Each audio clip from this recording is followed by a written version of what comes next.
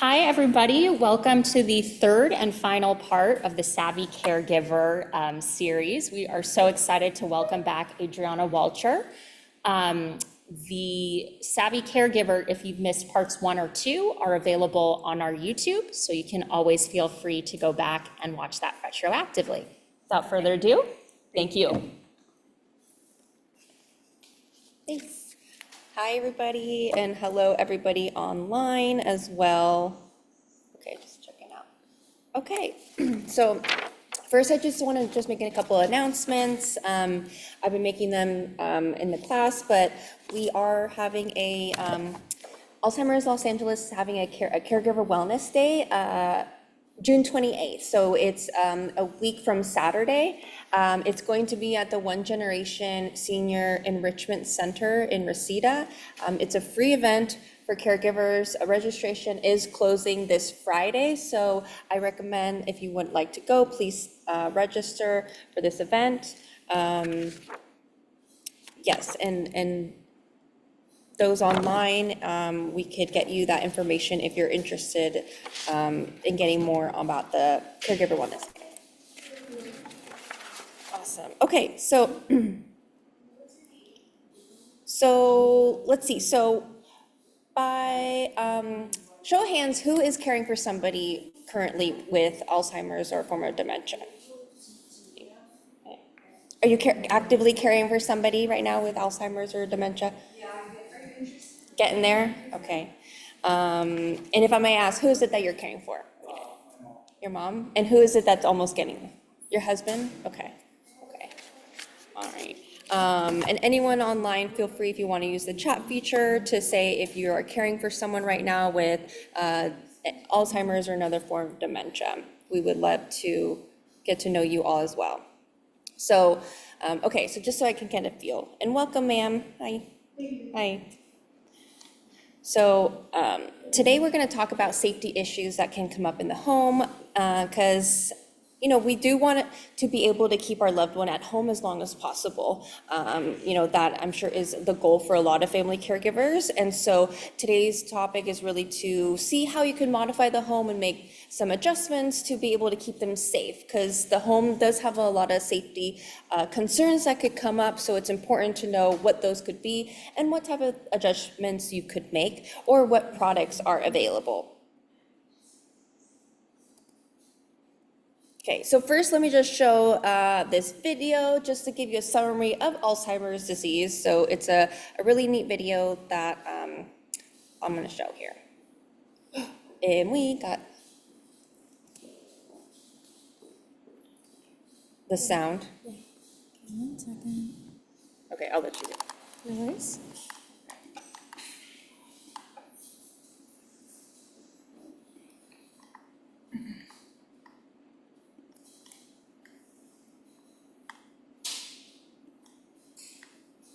This is actually a really good video. It's actually new. I came back from my maternity leave and I saw these new videos in our PowerPoint. I was like, oh, we have new videos. They're great. Better than the one we used to have. Thank you.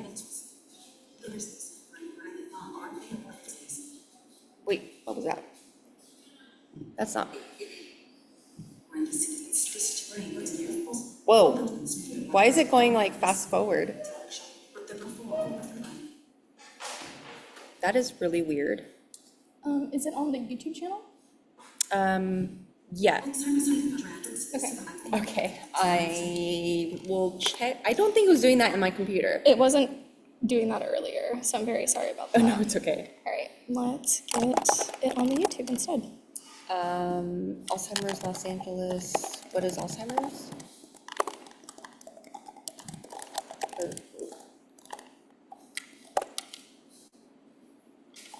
This one? Oh, yeah, I think that's Perfect. Huh, why is it doing that? Fast forward to better, oh, no, I don't know. Why is it doing that? I'm not sure. That is really weird. Okay, Let me try opening it in a different.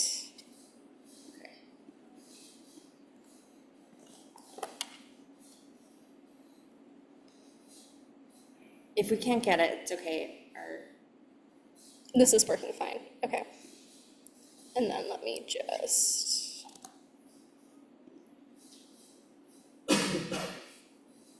Get back to, where's the Zoom?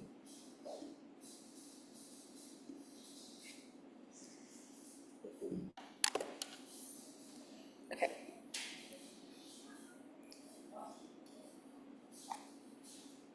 Well, it was working fine.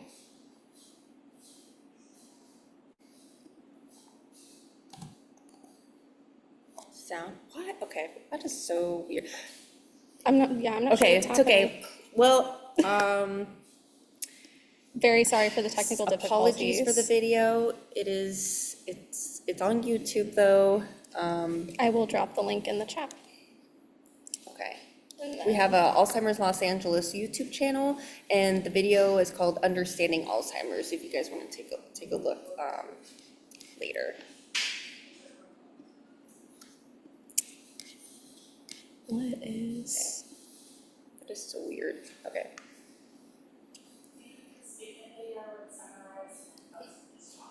Yeah, Yes. I think are we going back to the PowerPoint Zoom? Yes, getting there. That's okay. Yeah. I'm trying to get back to the.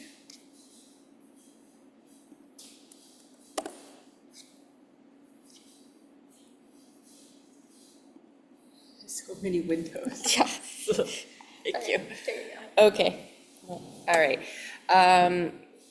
So it's just summarizing, I wonder if I can, what's going on in the brain with Alzheimer's, all the different area it affects, just the changes that's happening in the brain. So apologies that we can't show that video. But if you look at this image here, you see a normal brain and then one with Alzheimer's disease. So what are some adjectives or words to describe the brain with Alzheimer's disease? What could you say?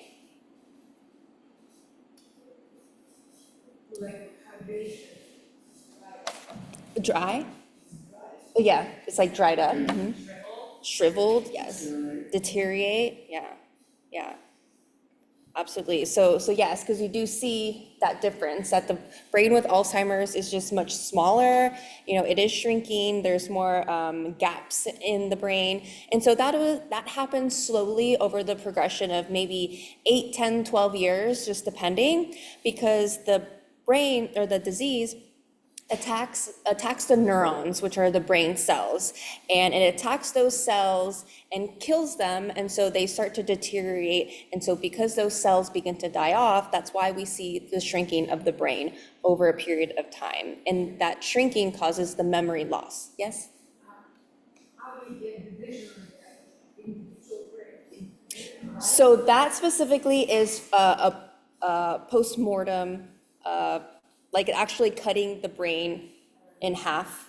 And normal people, what do you do? They cry, just to see the difference? It would be some form of scan that they can use to see the imaging of the brain, and the imaging can show where there is starting to be deterioration of the brain. Some scans can even show like if there's plaques present in the brain.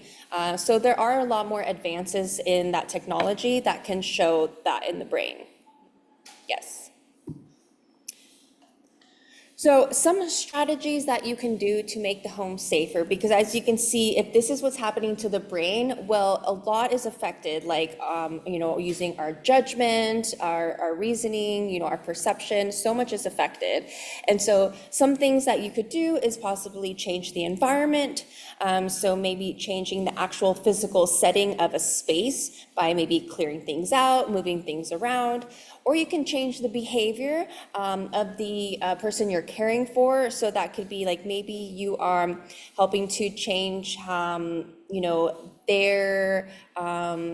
their approach, or maybe changing like how they're behaving, maybe addressing those concerns, possibly responding differently by also changing your thinking. And so these are things that we're going to talk about in a bit and address.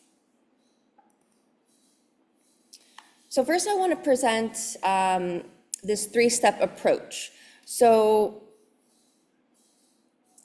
the first class of this three-part series, I believe it was, I shared the behaviors in Alzheimer's disease, and we talked about this three-step idea approach. So I'm just gonna briefly go over it to kind of help how to change a behavior. So step one would be identify the behavior ID. So that's where you wanna identify and be specific of what do you observe in the behavior, what are they doing?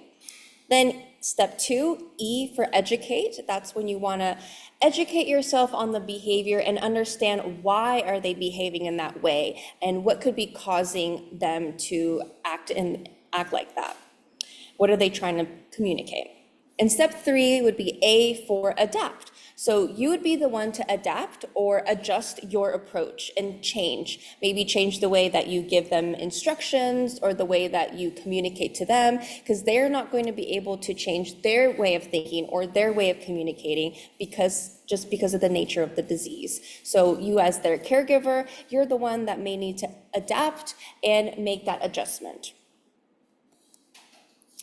So identifying the behavior is just, describing and trying to name what is the specific behavior. Does it happen in a certain place, certain times of day, how long? Just really think about what happens before that behavior occurs, because possibly maybe there's something's triggering them, maybe a certain time of day. All of these things can make a difference on why that behavior occurs. Then two is to educate, so that's where you want to learn about the behavior. So there could be different causes for the behavior. Health, maybe are they not feeling well? Are they sick? The environment, is their environment affecting them? Is it too bright, too dark? Are they feeling cold? Is it too noisy for them? All of this can potentially could make them upset if they're not able to communicate how they're feeling. An activity trigger. So an activity trigger could involve, is what they're doing or the task they're doing, is it too difficult for them? Because with the disease, it causes more confusion and causes them to be unable to do the things they used to before, and that could cause them to get frustrated. So it could be due to activity. Or a communication trigger. Again, the disease causes them to a decline in their language skills, so maybe they're not able to communicate effectively what they need or what they want in that moment. And that could lead to frustration, them getting irritated because they can't communicate to you their needs. So that's why you want to understand what causes it and what could be the meaning behind that behavior. And step three for adapt. So again, you're adjusting your behavior and making those changes. So you can change the environment. So you can change the physical space. You can close a noisy window. You can give them a blanket if they're cold, right? You can also distract or redirect them, right? If they're getting agitated or irritated, maybe you redirect them to another activity or to another room, and that distraction can maybe help them get their mind off of what they were hyper focused on that was frustrating them. Or you can address the cause, address the cause by, giving them some support, like maybe assisting them with a task, or providing an item that they need, like as I mentioned, like maybe you give them a blanket or something like that. And you change your attitude, right? Because you're the one that is going to need to change and adapt to be able to make those changes for a more positive outcome or more positive behaviors from your loved one. So I'm going to talk about 5 common safety concerns. So getting lost, accidents, falls, medications, and emergency preparedness. So People with Alzheimer's are at risk for wandering, and they can wander and get lost at any moment.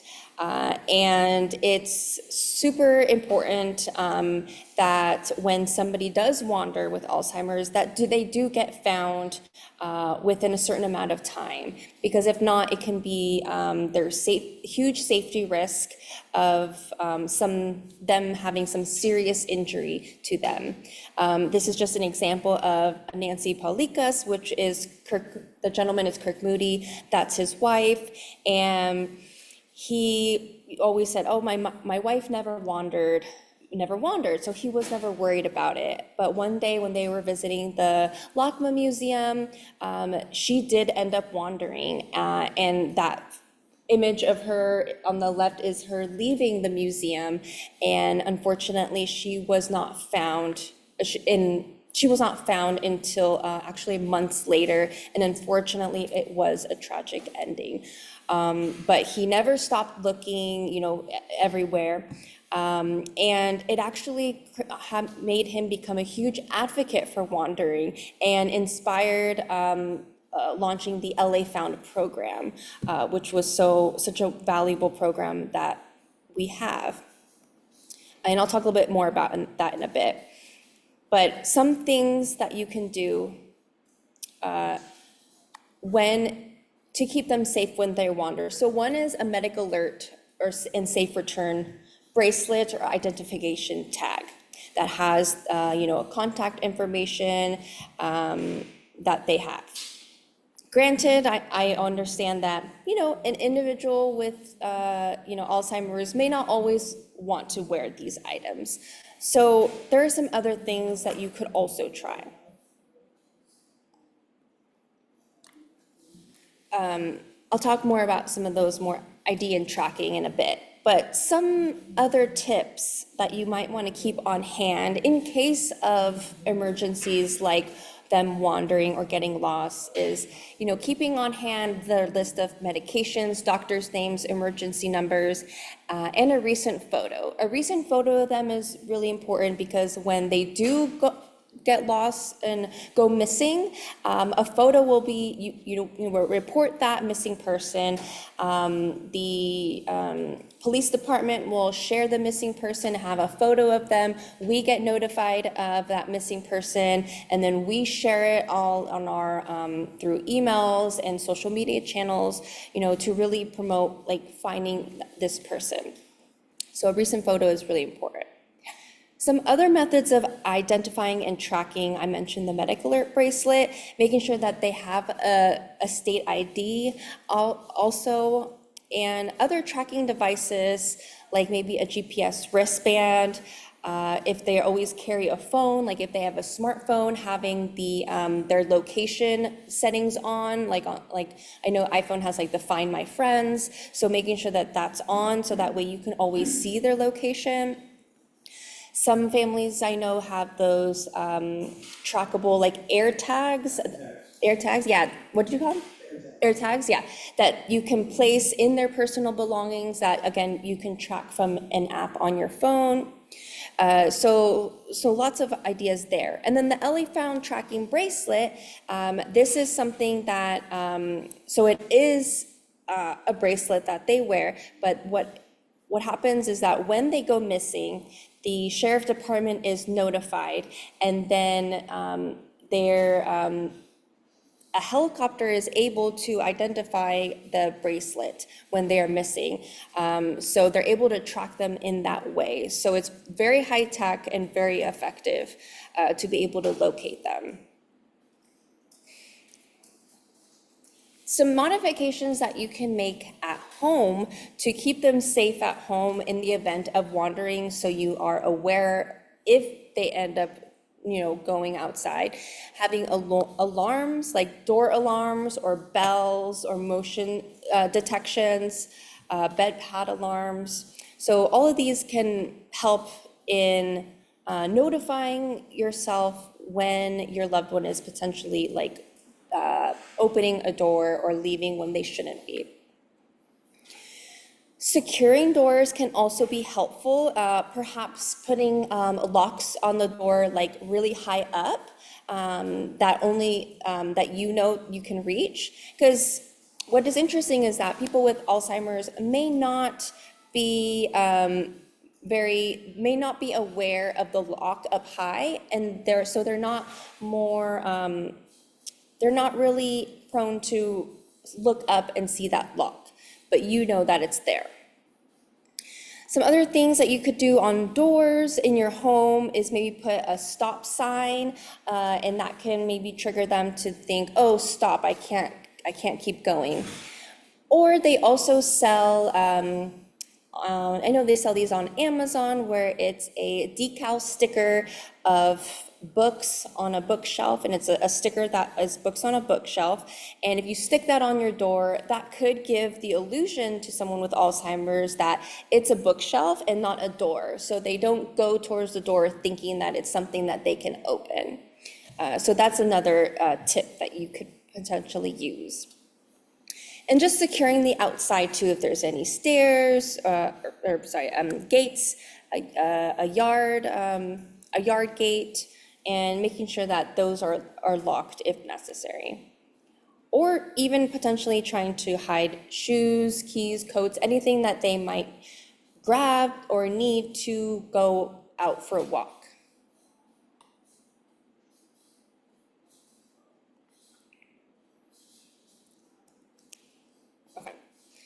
The next safety issue in the home are having accidents. So as you can see here in this image, this woman is cooking on the stove. And, you know, for us, cooking is probably something super easy. You know, we know what to do, we know what to be careful for, we know when things are hot. But somebody with Alzheimer's, you know, because of the disease, it is affecting their judgment. It's affecting their ability to do structured task or activities, though they may forget the steps of things. And it's easy for them to have accidents, right? They could get burned. They could forget how to use a stove.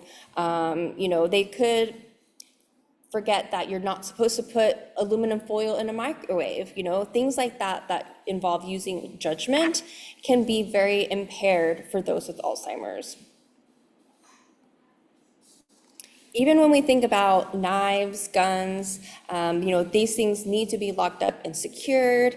Even in the home, like cleaning products, personal care products, these are all items that could potentially be dangerous for someone with Alzheimer's because they might forget how to use those items. They might use them in incorrect ways that could potentially be unsafe for them.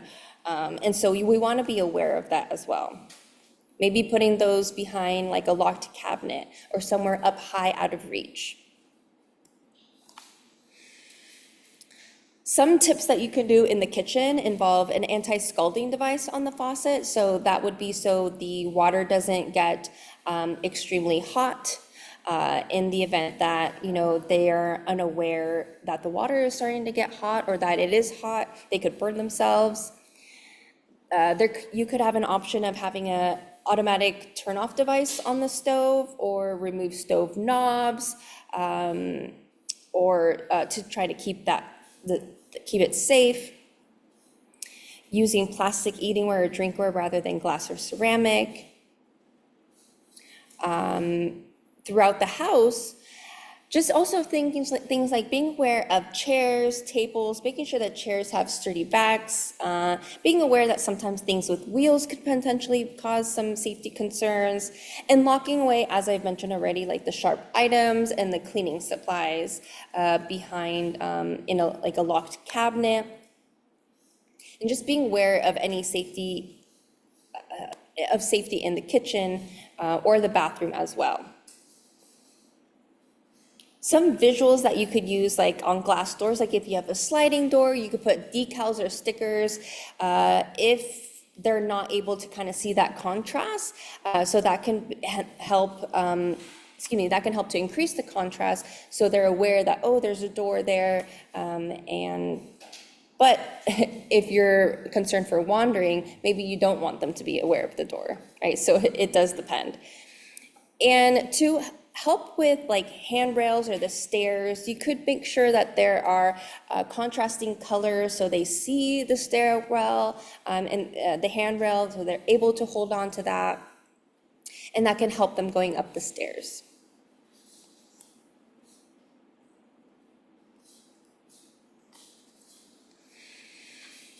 Another safety concern is falls. So people with Alzheimer's are at greater risk of falling, especially as the disease progresses.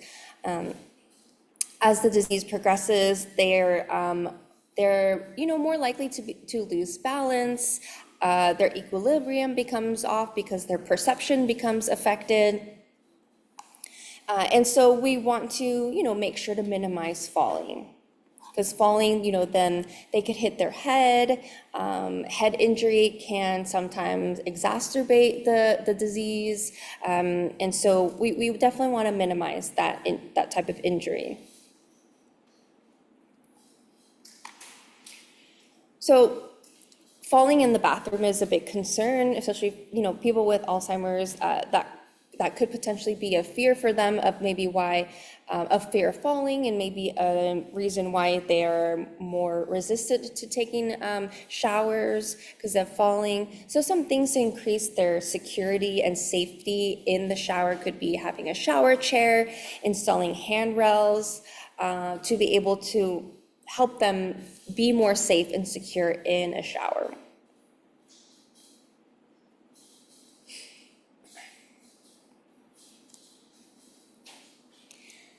Some fall prevention tips in the home is having rails in the bathroom, as mentioned, and on the stairs or on the bed. You could have like even a hospital bed that is electric, that can go up and down, because that could help them get in and out of bed, help them be lower to the ground, easier for them to get out, and a handrail to assist them getting up onto the bed. Having also some non-slip rugs, especially in the bathroom or in the kitchen area, not waxing the floors, or being aware, like if after you've cleaned the floors, if they're really slippery, so making sure that your loved one is wearing like good shoes, nothing slippery for them to slip on. And removing floor clutter in the home, like if there's cords, boxes, or shoes, because that can increase their risk for tripping and falling as well. And also making sure that you have good lighting. Good lighting is really key. And if there isn't any light switch accessible to them, where there's an area that gets dark as the sun goes down, maybe you have some sort of a lamp or something on a timer that can go on automatically. Or they also sell like little censored lights that you can put near the ground, or something that can turn on automatically without you having to think about, because that can be really helpful to them in a dark space, to have that light for them. Or even, especially in the bathroom, if you know that they get up in the middle of the night to use the bathroom, making sure that there is a light there that can be on for them. For the person, making sure that their clothing is not baggy or too long. So with Alzheimer's, what we see typically is that the individual does tend to lose a lot of weight over the years with the disease, because their appetite goes down, they're often forgetting to eat. So naturally their weight does go down. So because of that, their clothes may be becoming too big and baggy. So just being aware that just checking their fit for their clothing and buying them new clothes that fit as needed. And make sure that they have good sturdy shoes as well when they are walking around in the home, or just when they're going out in general as well. If they're able to, still encourage regular exercise, whether it's going for walks or maybe chair exercises, or something that you guys can do in the home together, because having strong legs is very vital for maintaining balance and stability, and does help to prevent falling. So this is something that actually an individual should maintain throughout their most of their life as well, is continuing to do strength training exercising and making sure that you maintain leg strength, because as I mentioned, that does help to reduce falling, as you get older.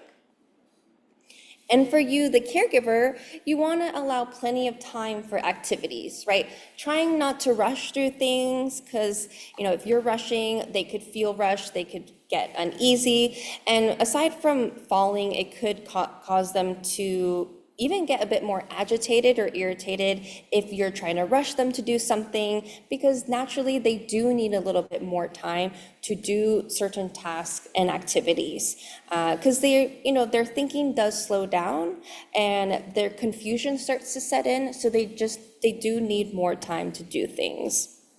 So having that patience is really important.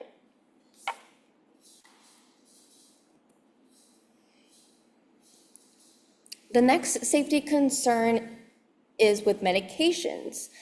So with medications, over time, they could end up forgetting to take the medication. They could forget if they took it already.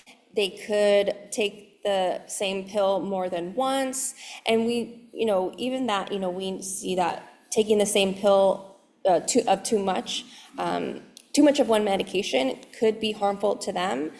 And so we want to be aware of that. So maybe you help them take the medication. You arrange the medication maybe in a pill box. You give them the pill box. And maybe they're able to still distinguish, the days of the week, so they know which day that they need to take. Or you then give them the medication for them to take. So there are safety concerns there.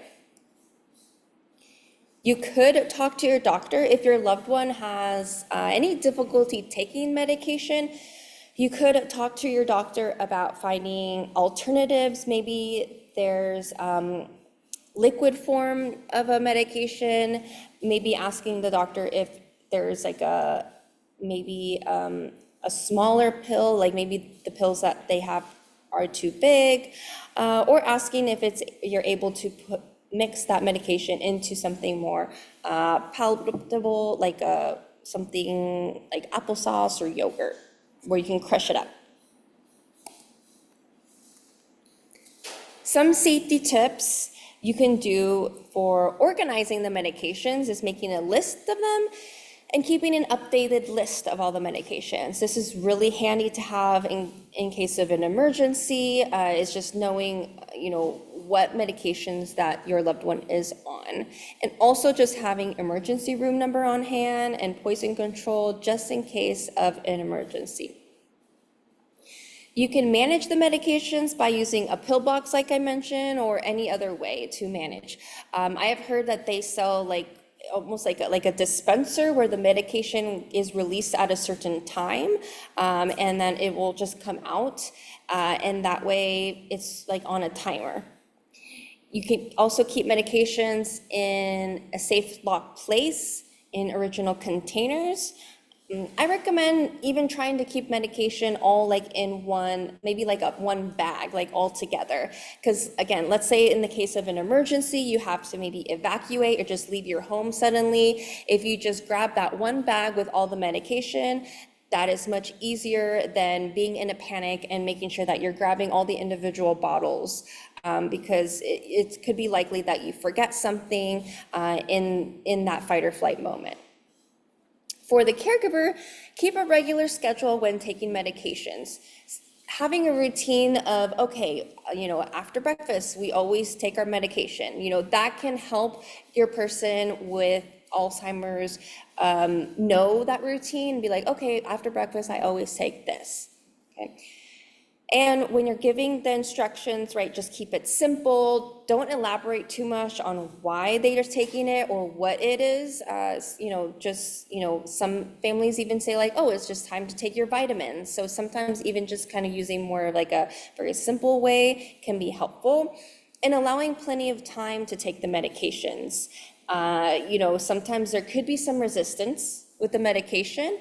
So maybe you want to prioritize the more important medications first, if you find that you might get some resistance.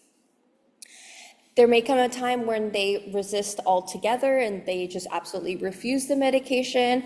That is when talking to your doctor about maybe another form, like liquid form, or maybe crushing the medication and putting them into a food, or let's say like a smoothie, could be the way you have to go to have them take the medication, because, well, you know that that is something they do need to take.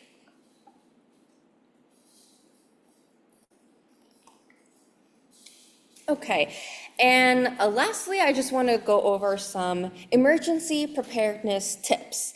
We live in an area that, of like wildfires happen every year. We never know where they're going to pop up. And then, we do have earthquakes as well. And so you never know when the big one's going to come. So these are just some 9 tips to prepare ahead of time for emergencies where you may need to evacuate. So prepare and make the important decisions. Think about, okay, like if you have pets, okay, like what are we going to do with the pets? Could we bring them with us, or what? Or would we need to leave them with somebody? Prepare. Think about any kind of like financial decisions you need to make. So just like be prepared for any of those type of decisions. Maybe even think about, okay, what would I bring with me in an emergency? Like maybe there's like a photo album. Okay, this one photo album I know I need to grab, right? Something like that. Create a list of emergency contacts, right? So, that would be family, friends, people that you would need to contact, or even, knowing an emergency room, etc. Prepare a communications plan. So that could be like a phone tree. Like, maybe you have in your family, that this person's gonna call this person, and then your role is to call somebody else. So just having a plan on who's gonna communicate with who to make sure that, to see, is everybody safe? Is everybody okay? So having like a set communication. Number 4 would be to compile medical information. So this is something that hopefully you already have, ready to go, whether it's in your phone or in like a book. Just everybody, in your household's medical information, like your doctor, your medications that you're taking, your everybody's like any medical conditions that each individual has is important, right? And you take that with you. Number 5 is compiling legal documents, right? So, but maybe you have, let's say, like a fireproof safe or something. Maybe it's safe in there, so okay, you can leave it. Or maybe you want to make sure that you grab all that stuff and keep it with you. Or maybe just make copies, just in case. But legal documents, like maybe there's like legal forms, like who's power of attorney for who, and maybe that somebody has like medical forms of what's the word I'm trying to say? Like DNRs and things like that, like those important forms that are necessary for individuals, especially with Alzheimer's. 6 is backup support team. So just having a list of people that maybe don't live in this immediate area that you could contact if you need support. Like say if you do need somewhere to stay, maybe you have family or close friends, in another county or somewhere else that maybe you could go there. 7, having emergency supplies. So emergency supplies are also helpful to keep something in the car, like maybe a first aid kit, like in a emergency blanket, and emergency supplies in the home could also be like having like jugs of water, canned goods. A whistle actually is also important to have in case maybe you get stuck in your home. So having a whistle, and so people know that somebody's in there, and even keeping some of these items in your car too. 8 is having identification and wandering ID, so like the identification, like IDs, the bracelets, having that recent photo. So those are the stuff I already addressed. And number 9, escape routes. So kind of knowing where in your home, where the exits are. I'm sure you, obviously you know where you can exit from your home if you have a back door, garage, front door, windows, knowing, okay, how would we get out of this? If we needed to use a window, how would we get out? So all of these really things are important to know in case of an emergency and being prepared ahead of time.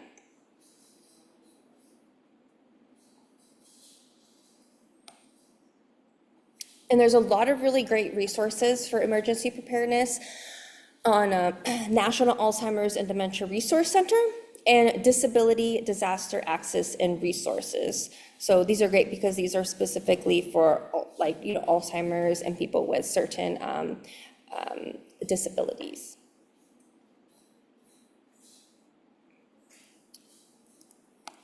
So in conclusion, just want to kind of go over again that we've chatted about here, getting lost, making sure that you're aware of wandering and they have ID tags, accidents in the home and just being aware of those household items, falls, preventing falls, being aware of medications, talking to the doctor if you need to change any kind of medication form, and just having emergency preparedness.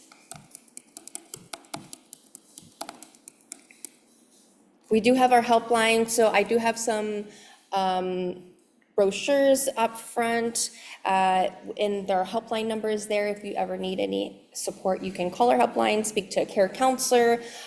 We have support groups as well, which also Lisa's Care Connection also has a lot of fantastic support groups here. They have their calendar at the table in the front that you can take a look. And educational classes like these. So this does conclude our 3-part series of the class. So hopefully you all were able to get a lot of great information and some decent volunteering and fundraising. So volunteering, we have what's called a speakers bureau. So if you ever want to be a volunteer to present educational classes like these in the community or represent us at health fairs, we do have what's called speakers bureau. And it's something that there is a training process. So we always welcome new volunteers. And okay. Here you go. Okay, I don't know what this is here, but okay. And please check out our website, alzheimersla.org. And also there's this booklet too in the front if you didn't catch it, caregiver tip sheets. So there's a lot of several different behaviors that could come up with Alzheimer's and great tips on why they occur and what you can do to help. So please feel free to grab one of those. And thanks everybody online. If there's any questions online, happy to answer, or any questions here in person, happy to answer as well.